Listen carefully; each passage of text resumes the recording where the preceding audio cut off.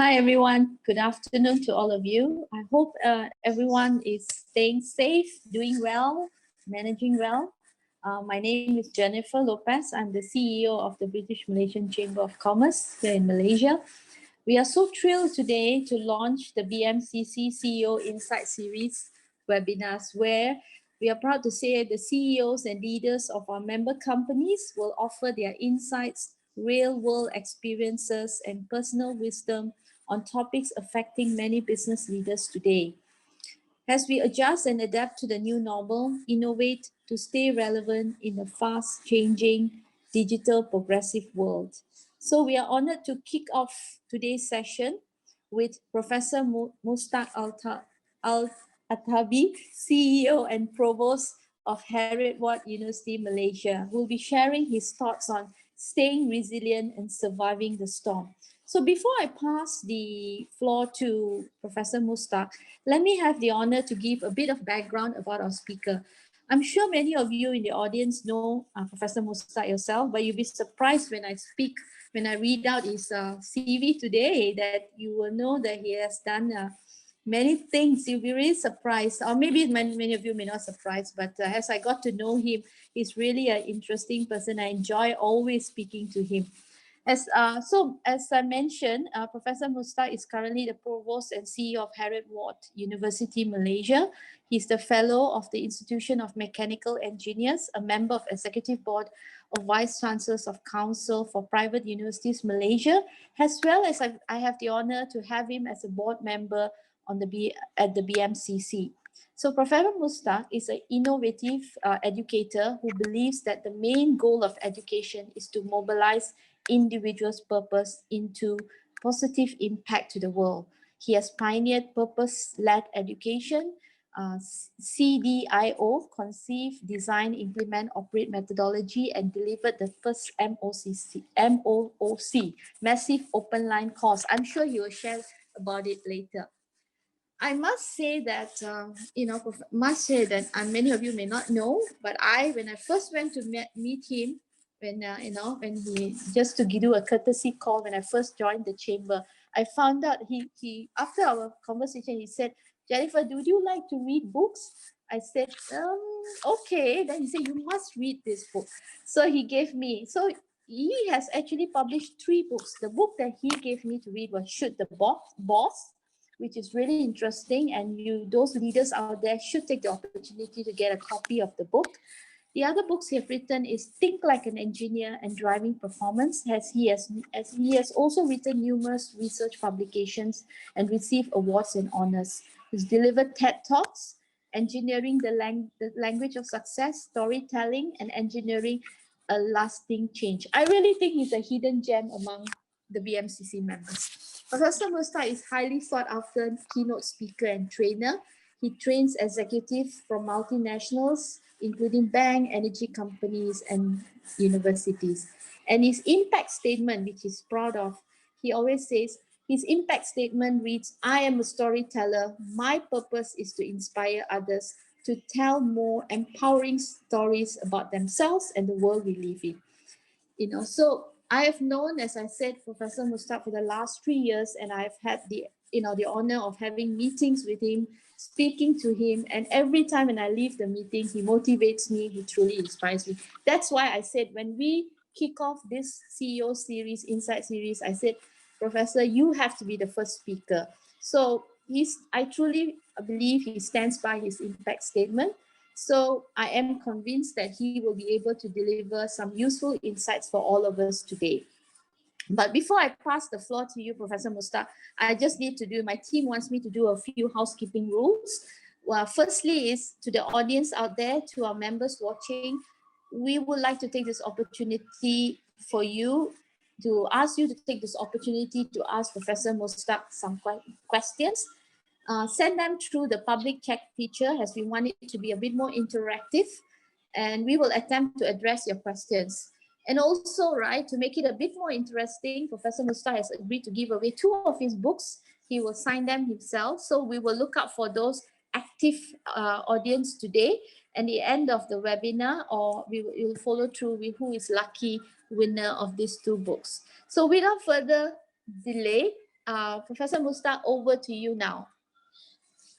Thank you very much, Jennifer. That was very generous introduction from your side. And I'm truly honored to be with you at the chamber, but also with the leaders and the members who are interested to be together and also to learn from each other.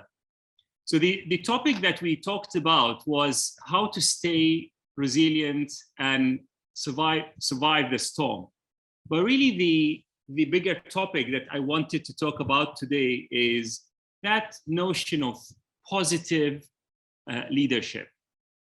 But since Jennifer shared that in my impact statement, I started by saying I am a storyteller, let me start by telling you a story. This gentleman that you see his picture, some of you may know him. His name is Viktor Frankl. And Viktor Frankl was a neurologist and psychiatrist who lived during World War II.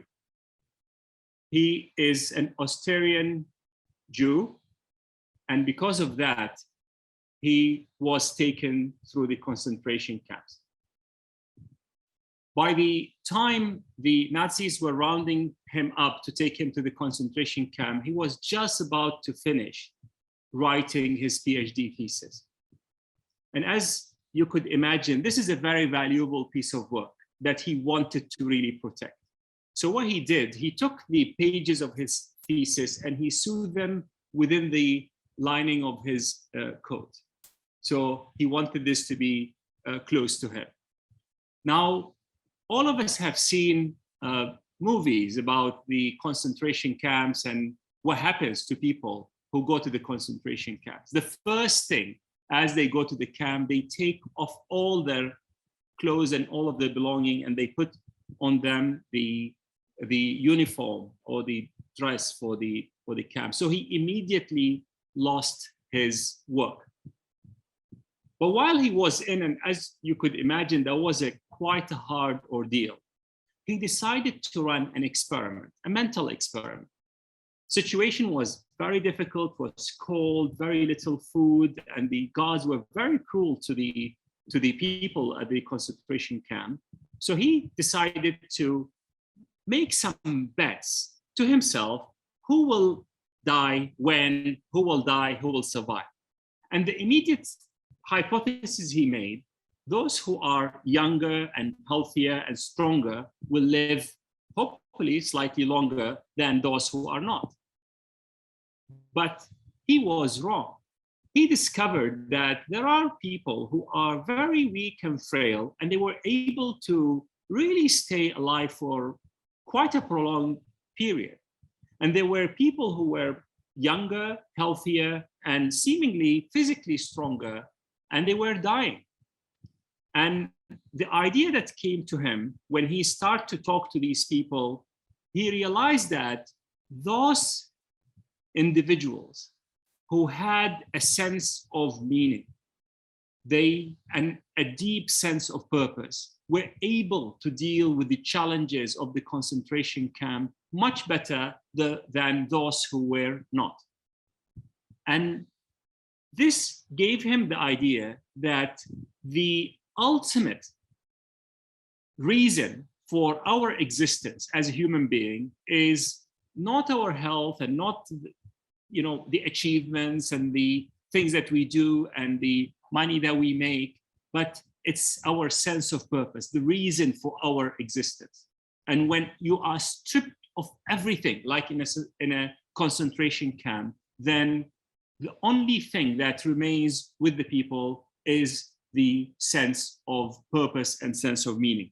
And that's why he said, everything can be taken from a man, but one thing, the last of the human freedoms, to choose one's attitude in any given set of circumstances, to choose one's own way. And this is actually very powerful if you think about it. So even when we are put under situations where we cannot change, like in his case, the concentration camp, in our case, really living through the the storm of COVID, which is relentless. It doesn't seem to be ending, at least not anytime soon. The only thing that we can control is to choose our attitude towards it. And today I want to talk to us about choices and how important these choices are for us as leaders, and also how important that sense of purpose at multiple levels, at the individual level, at the organization level, at the community level, at the national level, and also at the world level.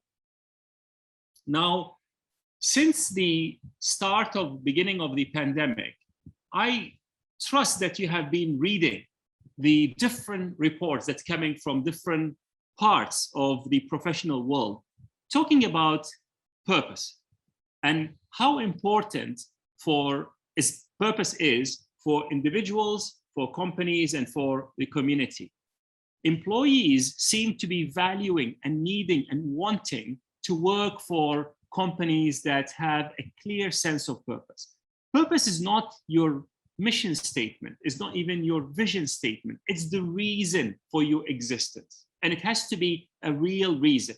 And when we align our personal purpose to our organizational purpose, then we can have a flourishing community. We can work together. We can keep maintaining hope, because at times all we need is to really just that hope to live for one more day. So the literature about the importance of purpose and having a sense of purpose is very frequent and immense. And I encourage you to read about that. So I wanted to talk to you today about what I call positive leadership, which is my take on leadership. Now, leadership could be framed in multiple ways. It's about vision, it's about charisma, it's about communication. It's about, I think, about all of that. But I want to frame it slightly differently, and then in a way that will help us address the topic of today. I personally believe that we as leaders of our own life, leaders of our own organizations, but also leaders in our community and at a national and global level, we are in the business of creating, maximizing capitals. So there are 4 types of capital that I would like us to think of. The first one is the human capital. The human capital is the expertise, the know-how, the knowledge that an individual has, a company has, and even a whole economy has. So that's the human capital. And we as leaders, we need to keep on growing this capital, keep on maximizing this capital, keep on influencing this capital to go in the right direction. The other capital is the social capital. And the social capital is about the networks within which we are living as, again, individuals, organizations, and also communities. And how do we leverage these social networks, social capital, to achieve our goals? And also, how can we enrich these networks? And I think we've seen through the challenge of the pandemic how important our networks are, the people that we can call on to help us, to listen to us, to support us. And again, I'll keep on repeating this. This is true at an individual level, at a family level, at an organizational level. The other capital that is extremely important is emotional capital. And emotional capital is about knowing who we are, having that sense of self-awareness. It's about being able to motivate ourselves, even when times are difficult, and help others stay motivated. It's about understanding the role of emotions in people making decisions and communicate in a way that is emotionally intelligent. And we will never forget the economic capital. I think achieving financial goals and financial aspirations at all the levels, at the individual levels and organizational levels, is very important. So as leaders, what we do, we are working on these integrated capitals that influence each other, and try to bring this to hopefully a higher level, because that's how we measure success. So that's, to me, is leadership. What I would like to share with you is that concept of positive leadership. And that's when we put the purpose at the center of the creation and the maximization of all these capitals. Then we have the potential for achieving our own success, again, as individuals, as organizations, and as communities, but also having a positive impact on the world. And when we have both success and also impact, positive impact on others, then we are here to flourish. So that's how we define a flourishing community, a community that's able to mobilize its purpose into success and impact. That's how we define a flourishing individual, an individual that is able to take its purpose and mobilize it through all these 4 types of capitals into success and impact. And that's how we define a flourishing organization, an organization that is clear of its purpose and is able, through these 4 capitals, to mobilize that purpose into both success for it, achieving its goals, but also having positive impact on the world. This work we have been working on for a few years now, and I'll be sharing some examples that we have done, or I have done personally, with you, just to see how we can take it from here. So thinking about this and being from a university, the thought was, can we actually get every member of our staff to reflect over what is their own higher purpose, and how do they want to mobilize this into positive impact on the world? And ultimately, can we get all of our students to reflect over the purpose and articulate who they are, what their purpose is, and what do they want, what impact do they want to have on the world? And that was the journey that we have been over the past 3-4 years. So currently, all of our staff and students have what we call an impact statement, a statement that articulates their purpose and how they want to mobilize it into positive impact on the world. And the results were really amazing. When people are not feeling motivated, when students are finding it difficult to stay connected while they're working online, while they're having sometimes even difficulties paying their fees, or when their member of their families are struggling, and so is the case of our staff, we notice that people more and more are reaching deep into their purpose, revisiting their purpose, rewriting that sense of purpose, and using it as a fuel for them to stay motivated one more day, one more week, because I think that's what we are after now. So I'm going to share with you a short video of a number of our students reading their impact statement just for inspiration.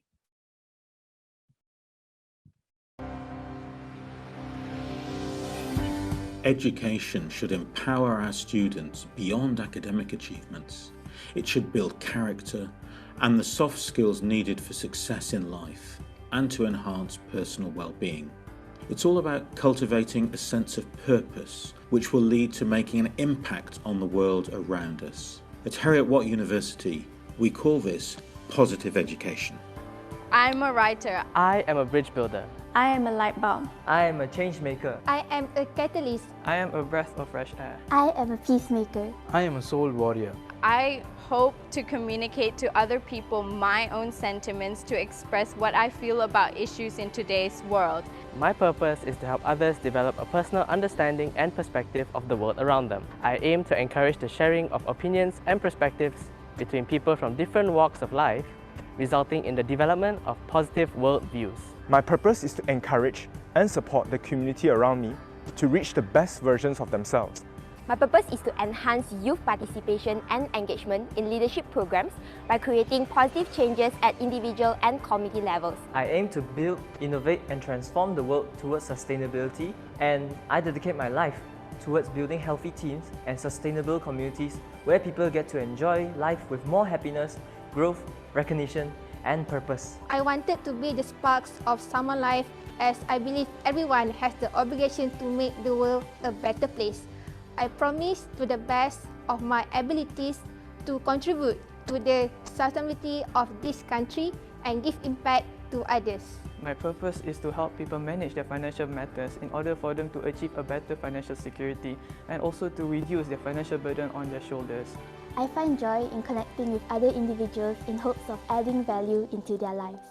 My purpose is to help others in all capacities to create a positive impact in their lives. I aim to create a platform with the help of industry leaders for young individuals with mental health issues and those who need support and guidance to pursue their dreams in life.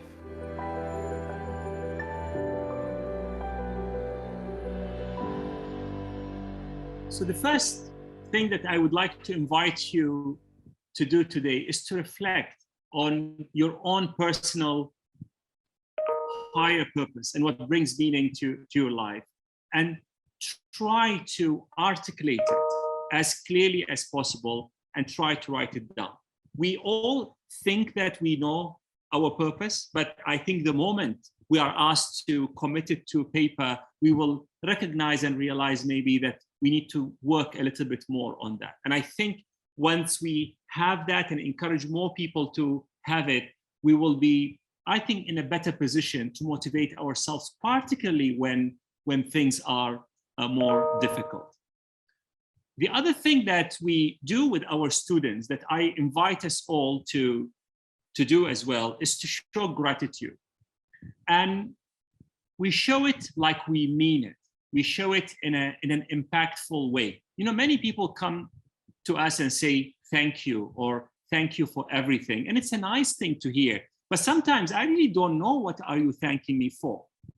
So we have created a process. We didn't really create it. It's a process out there, but we taught it to our students. It's a 4-stage process for saying thank you. So when you want to thank someone in an impactful way, you need to be very specific. Tell them, what are you thanking them for? And please avoid thank you for everything. Just say thank you for helping me taking care of the kids the other day. Be very specific.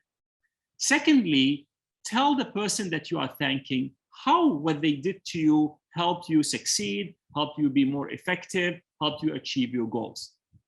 The third thing, acknowledge the sacrifice that they had to do in order for them to deliver what you are thanking them for. And lastly, acknowledge the character strength that they have shown. So it is very important that when we do it, actually you think about it and even write it down. And I'm going to show you an example of a group of our students thanking their parent after they have been, coached to actually write very effective thank you notes.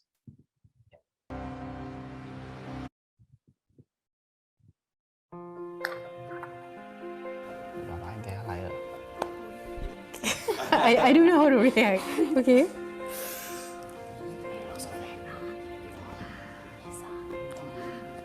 Hi, Ma. Hi, Dad.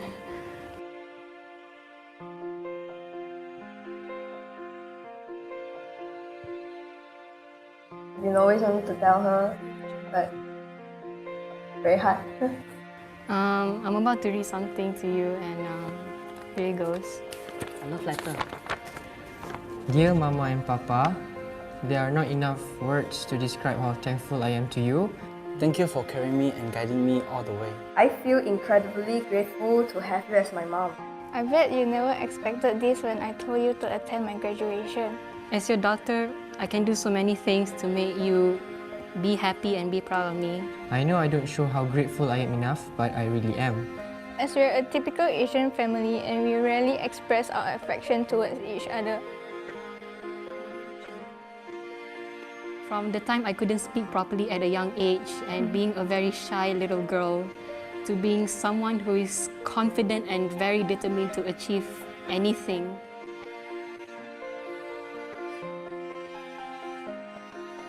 I'm grateful that you want me to have a better future. I'd like to tell you that you really mean a lot to me, even though I don't show it much. You're like my strength and pillar in life. Everything about you is amazing. First, thank you for never give up on our family or on me. Thank you for working so hard to be able to send me to university, and for that, I will never be able to repay you.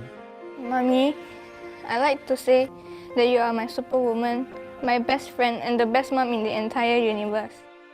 You will still encourage me and tell me to never give up. I'd like to thank you for fully supporting me in whatever I do and letting me explore by my own instead of limiting my potential. Although I had made many mistakes, you will always forgive me. I am grateful for your kindness. Without you, there is no me, and I would certainly not be reading this out loud to you right now. But because of your unconditional love and support, I was able to muster up all my courage to read this in front of you. From day one, you have been my support system. Thank you for the thousands and thousands of dollars you and Dad spent on my education. So Ma, I just want to say thank you for always being my home therapist 24/7. I love you, Mommy, forever and always. Love, Ellie. You too.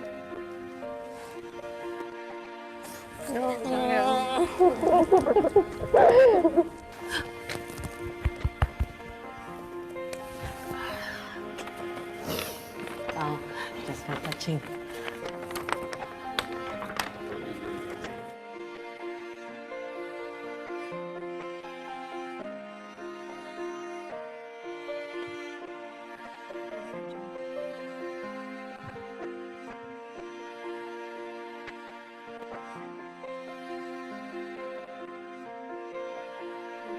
So whose life will you be touching today? I think we all have that potential by just saying thank you in a meaningful and deep way to touch the life of someone. And I would like to challenge you. I would like to invite you to commit that you will pick one person and you will send them a thank you note, give them a call, do it in a WhatsApp, in an email, in whatever form or shape you wish, but do it in that way. Thank you exactly for what, that's number one. The second one is, how did that thing help you? Number three, what was the sacrifice that you're acknowledging, and also recognize the character strength that they have shown when they did that thing to you. Imagine if we start that movement by doing this today, and we can keep on doing this tomorrow and the day after. Trust me, it's not only good for the recipient, it's very good for the person who does it as well. So we talked about having an impact statement. We talked about showing gratitude. There are a few other things that we really need to understand. They are pretty biological. We need to understand them so that we are able to motivate ourselves, stay resilient. And remember, these are all skills that we can learn. So the first thing that I wish to invite you to think of is the importance of the language that we use. And Noam Chomsky says that the language has evolved as a system of thought first, and our use for the language to communicate is really secondary, which really means that the words that we use, they wire our brains and they drive the way we think. We are, I hope you agree with me, are living in a world that is made out of our words. People could say something nice to us and we will feel good for hours. And they could say something nasty and we will feel bad for days and sometimes weeks, if not years. So one of the exercises that I invite people to do is to commit to use more positive language when they communicate. And one of them is to eliminate the P word from their vocabulary. So imagine if we actually all not use the P word and instead replace it with the word opportunity. I think that would be really fantastic. Now, the picture that you see in front of you is usually after I give this part of my talk, I invite people to actually make a pledge that they will replace the P word with the word opportunity when they are thinking about the challenges that they face or when they are speaking about them. As a matter of fact, I've created this, what I call an opportunity note, which is like $1 that I give to people as a reminder that every challenge and every P word is actually an opportunity.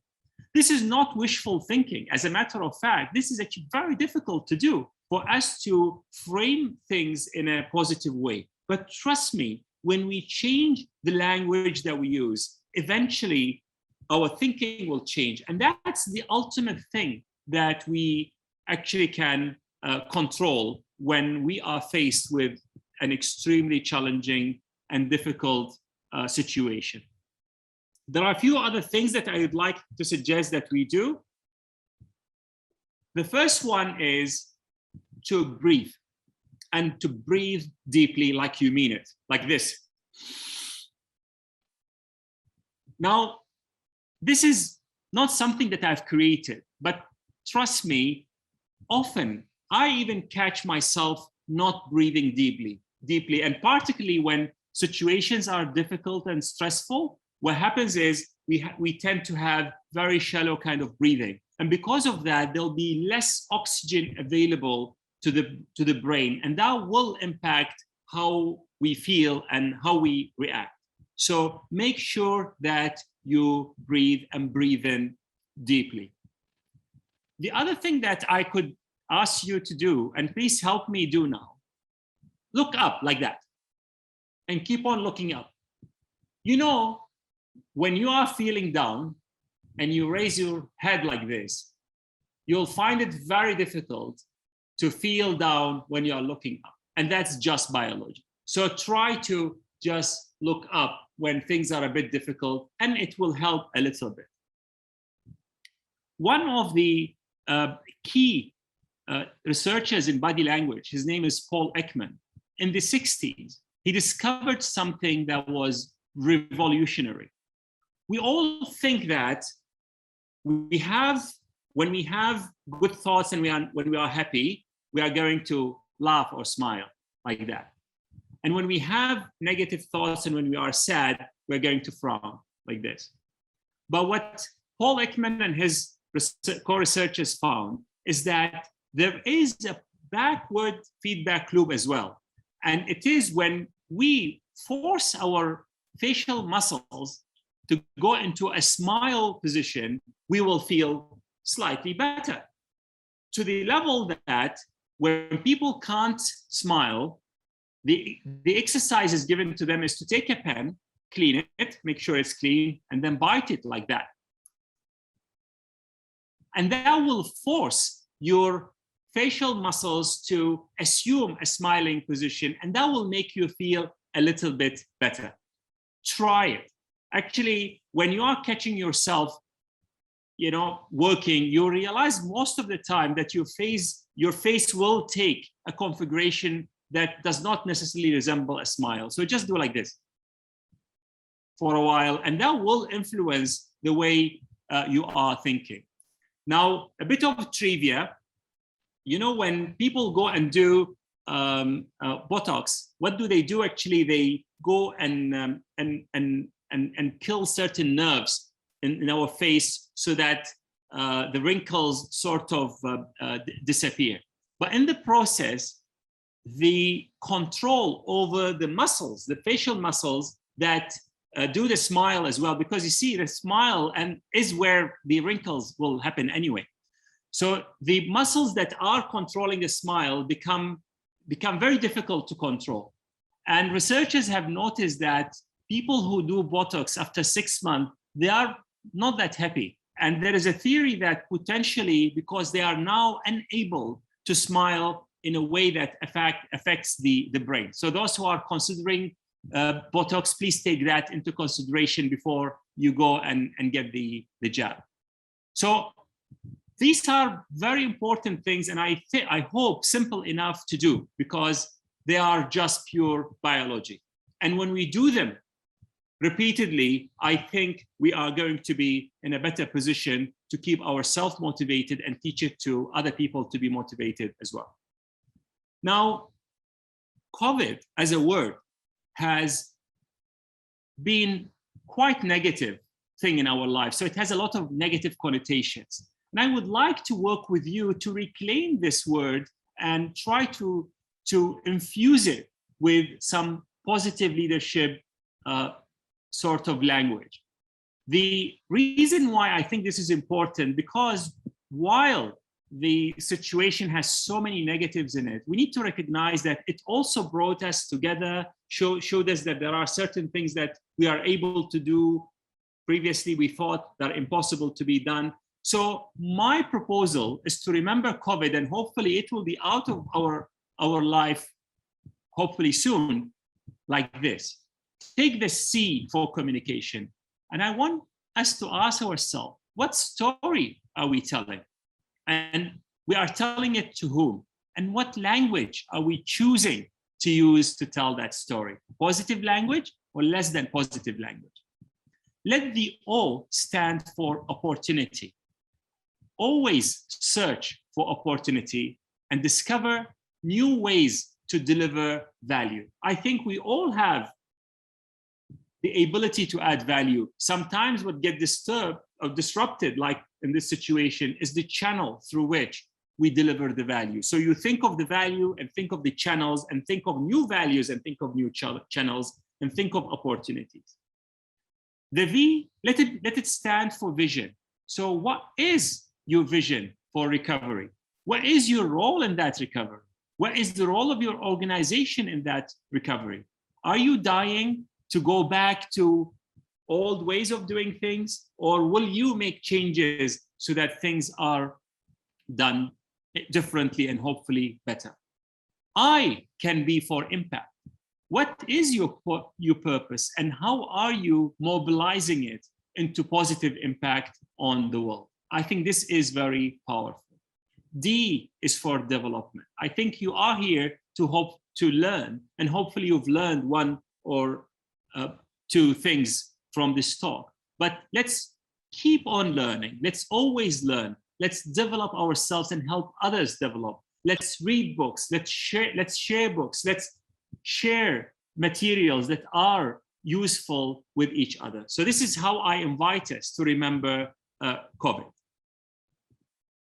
I'm going to end, but I wanted to end with a personal story. This picture is with me together with our Vice Chancellor, and the gentleman to the right is the Sultan of Selangor.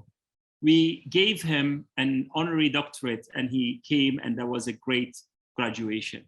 When this picture went on social media, one of my friends wrote to me saying, when you were a child in Baghdad, Iraq, have you ever dreamt of walking next to Malaysian royalty in a Scottish kilt? And honestly, the answer is I have never thought that my life journey will take me to where I am now. And that got me thinking of other things, where actually a couple of years ago when another member of the British royal family visited our university, and I was walking him across the university and showing him around. And then I remembered an old picture of me walking with my father in Baghdad some 40 years ago, or more than 40 years ago. So when I reflect over my story, I see myself always walking. And that's very, very interesting, because I like to walk. It gets me to think. So I think the moral of the story here is we all make choices, and choices are the thing that will make our life what it is. So I hope that with this talk, you will be able to make hopefully better choices and help others make choices as well. Carl Sagan said, we make our world significant by the courage of our questions and by the depth of our answers. So I hope that we can have some questions so we can have a discussion. Thank you very much for indulging me. Thank you, Professor Mushtak. What a valuable session and insights that you have shared. Actually, when you're speaking, I'm also starting to think it's not as easy as to think of your personal impact statement and the purpose. We all think we know what we need to do, but putting it down in writing, it's something that's not that easy. So it's really valuable that I think all of us who are listening in would be able to go back and think, what is the purpose? I'm sure we all know what is our purpose, but putting it in writing and thinking about it and what impact we want to make, it's a good homework to have.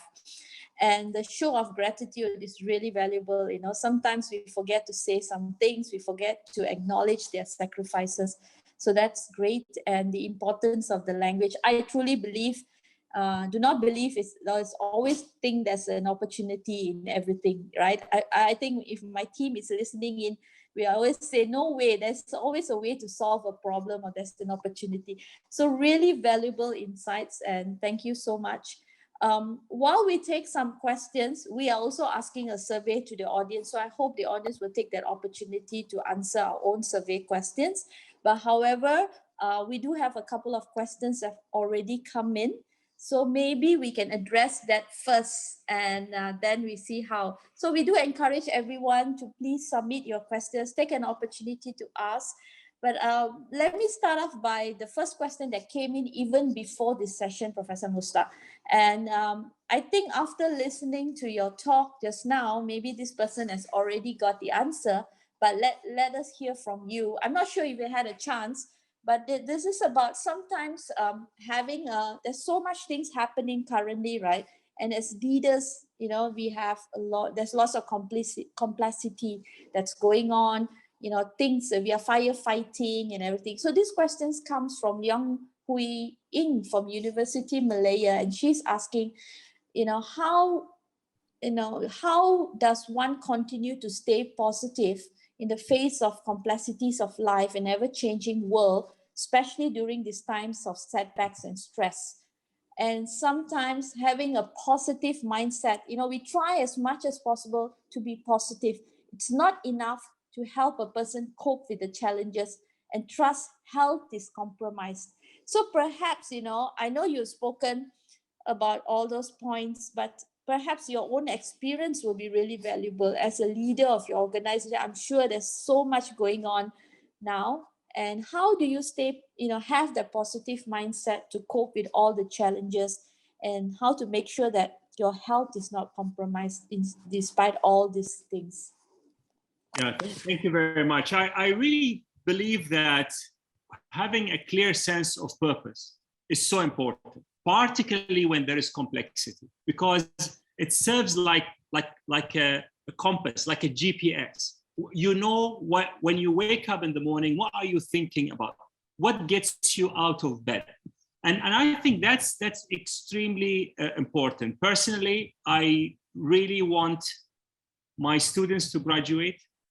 I want us to be in a position where we can still pay our staff. Hopefully nobody loses their job. I want everybody to stay safe. I wake up in the morning thinking about all of that. How do we keep everybody motivated? How do we keep them safe? And every day passes, and when we are doing things, and then a year completes, and then the batch of students graduates, I feel great. I feel so good about that. And that's the part that we always, at least for me, I always remind myself to think about. Now, for health, I think we all can do a little bit of exercise. You asked me, I actually, to be very honest with you, I don't like to exercise, but since we have the lockdown, I do just one exercise a day. So I live on the 25th floor, so I take the lift down and I go up the stairs to the 25th floor. I just do that, and that's it. I try to eat well, and sleeping is so important. So try to sleep, because I think having a deep sleep is very important. I think all of these are things we all know, but I think just a reminder. And when you have a clear sense of purpose, somehow you can sleep easier because I put my head on the pillow and I don't know, I'm spent. I just go into deep sleep. So, but again, also having people around you who are clear of their sense of purpose, people who will remind you even of your sense of purpose, because there's no one who can stay positive throughout. And one challenge to this view of the world, people would say, are you trying to be in denial by just assuming that everything is all right? I'm actually not even saying that everything is all right. I'm saying that there is a challenge and we have a choice on how to respond to this challenge. So to remember that we have a choice is such an important thing. You know, the last thing I just want to say, I once attended a talk by a hostage negotiator. And he told us that when you go and do hostage negotiation, you always need to make the hostage taker think and feel that they have a choice. Because the moment they lose that, they are going to start to kill the hostages. And that's when this thing goes to really south. So even when they take this hostage taker out, they ask them, we have to put you in handcuffs. Do you want to be handcuffs to the front of your body, or do you want your hands to be at the back? And you trust me, this sense of choice is very enabling because it makes us feel at least in control of part of the situation. So that's what I have to say. But it's a great question, and thank you very much. Thank you, Professor Mushtak.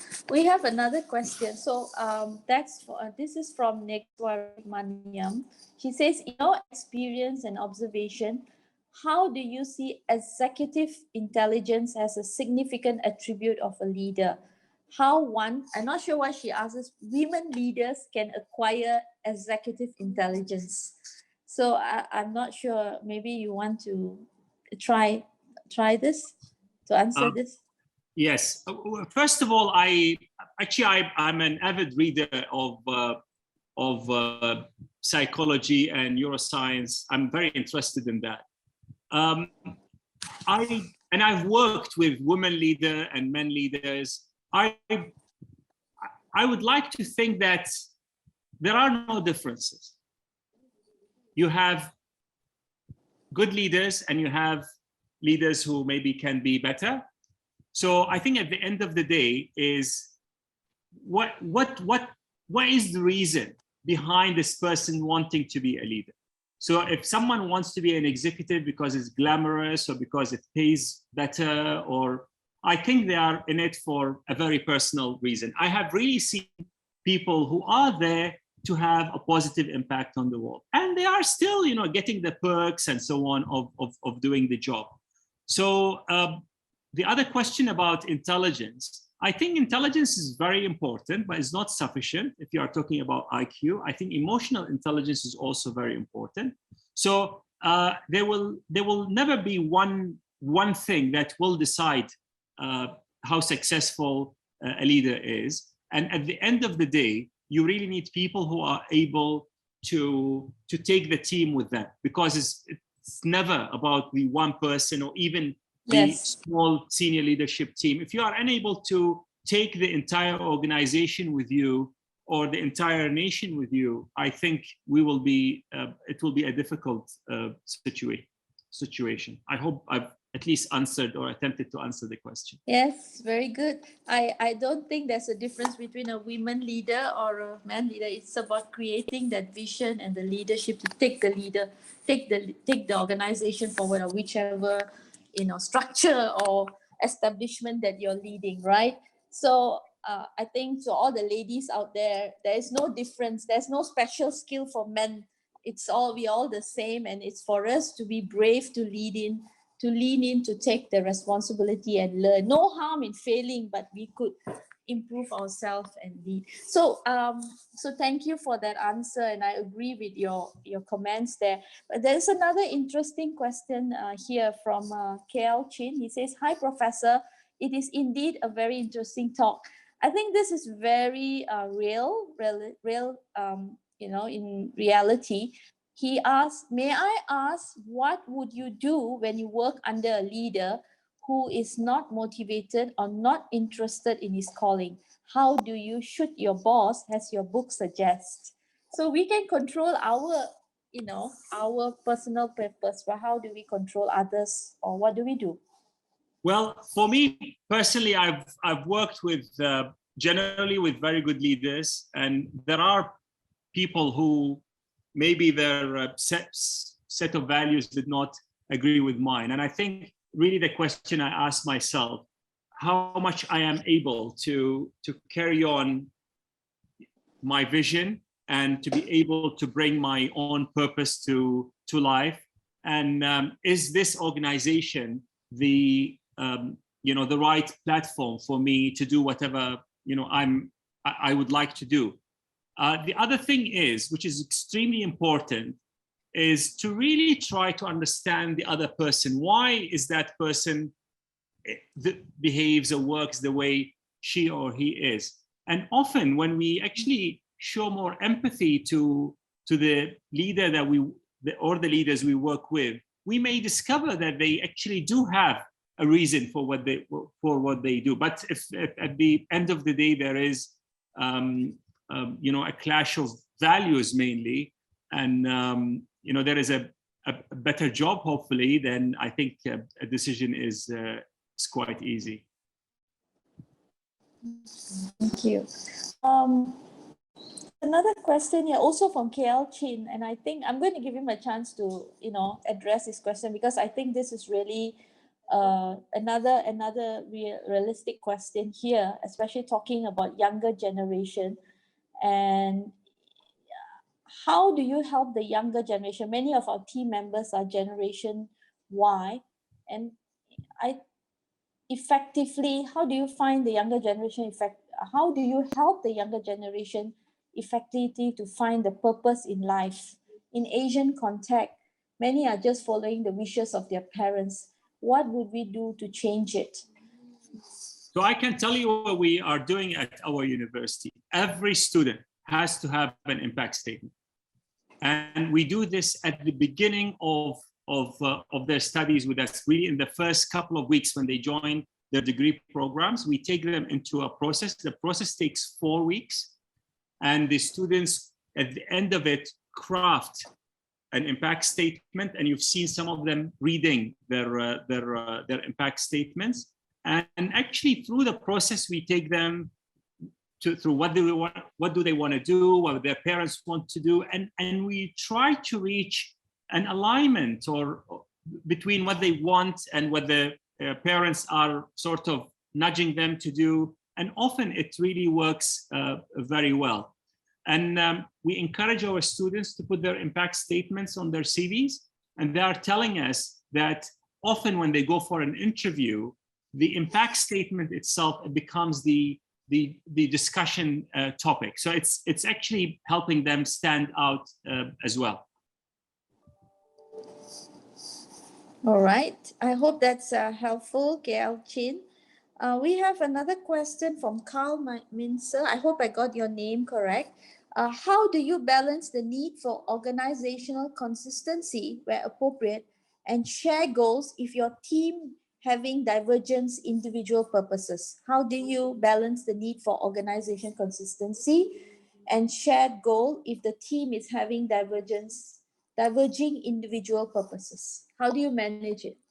So this is a very important and very interesting question, because when we said we are going to get each and every one of our staff to have an impact statement, the question that we thought about, what if people will have a purpose that is divergent from what we want to do?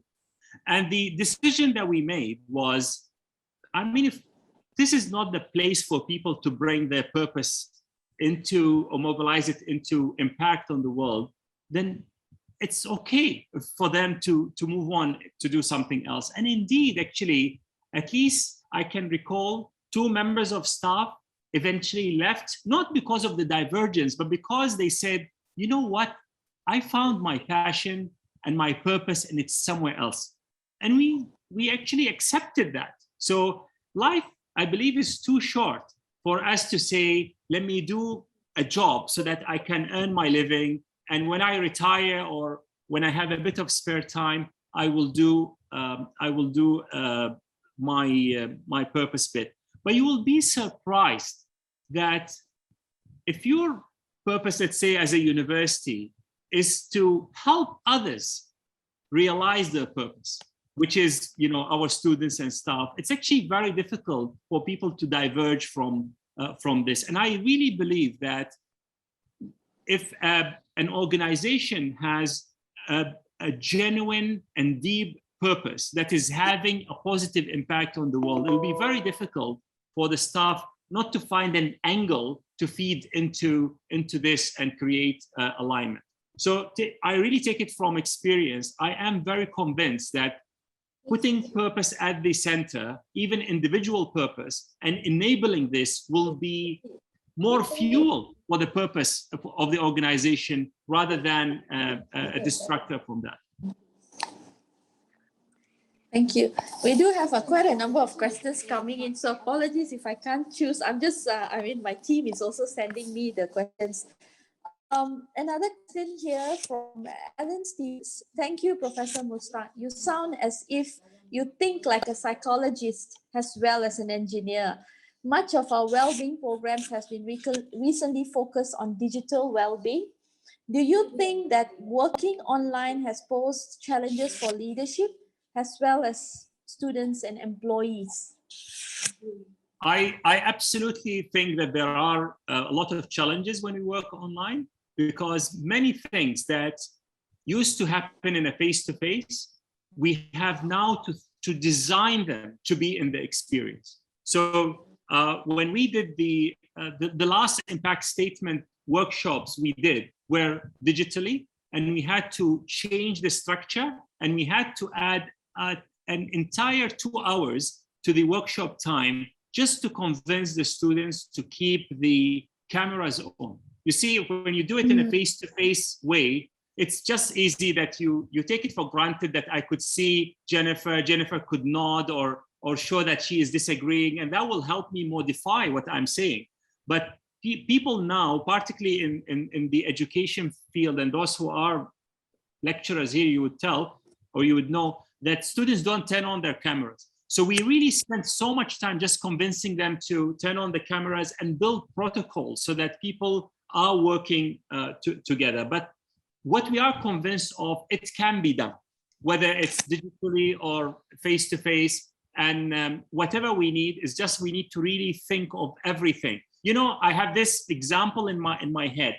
If you ask someone, if you are going to outer space, what are the top 5 things you take with you? And people will say, oh, I'll take my books, I'll take my this, I'll take my that. While in actual fact, often people miss, you need to take air, you need to take water. So there are certain things we take for granted until we digitize them. And then we realize, actually, you know, the online doesn't give you this. So if you want people to have a chat, start your meetings with a chat. So one of the things that we do now, we actually have all of our executive meetings to start with a check-in.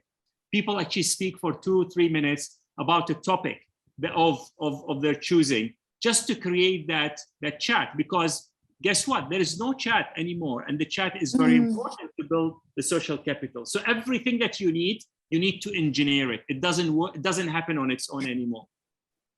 Yes, thank you.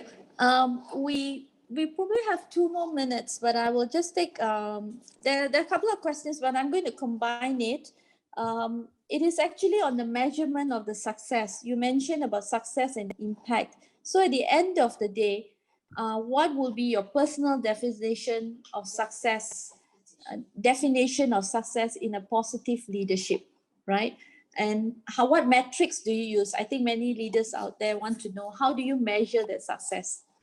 So I think from an organizational point of view, success is success. So if your success is sales, it is that. If your success is achieving financial goals or whatever that might be, so that's exactly what I meant by success. But it needs to also be with what impact are you having on the world? Because that's only when we can motivate people, both customers and employees, to come with us. So for example, if our goal is to just achieve, I don't know, 10% surplus in a year, for example, and at a certain level of revenue. Okay, so people will do that. But if we say, and in the process, we are going to, help, I don't know how many people get better health, or if you are in health, or better education if you are in education, or whatever that might be, I think that will be more empowering to the people to follow us, both, I believe, customers and employees. Okay. Thank you. I think there's some powerful advice. Whatever success that you think and you're able to achieve it at the end of the day, that's how we measure our success. I mean, end of this year, if your team has pulled together, at least from what you have said, I think that's what I get. If we are able to together succeed and achieve our KPIs, is a success that I would think to myself. I hope everyone will think similarly. But so we are coming to an end of our session, unfortunately. But I would like to ask Professor Mushtak a few final words to say. But perhaps you also, before that, you could also, we have so many challenges during this time, the last 16, 18 months, people have been in and off of lockdowns. And mental health issue is becoming more and more rampant here. So with that, perhaps your parting message for those of us who are facing challenges managing this area, what is your message, encouraging message? Well, I think mental health is very important, and it's all about understanding how our minds and our brains work. I think human beings generally crave connection. The fact that if people are in jail, the only punishment you give them is solitary confinement. So it means they prefer to be next to killers and criminals to being alone in a small place. So please connect, and connect to me in a meaningful way. If you are able to send, and I hope that all of you would agree with me to send this thank you note today to somebody, you will help. All of us have helped raise the mental health situation slightly a bit in our community. So gratitude is very important, but also reminding people of the purpose, the reason why they are in, and why their magic is needed.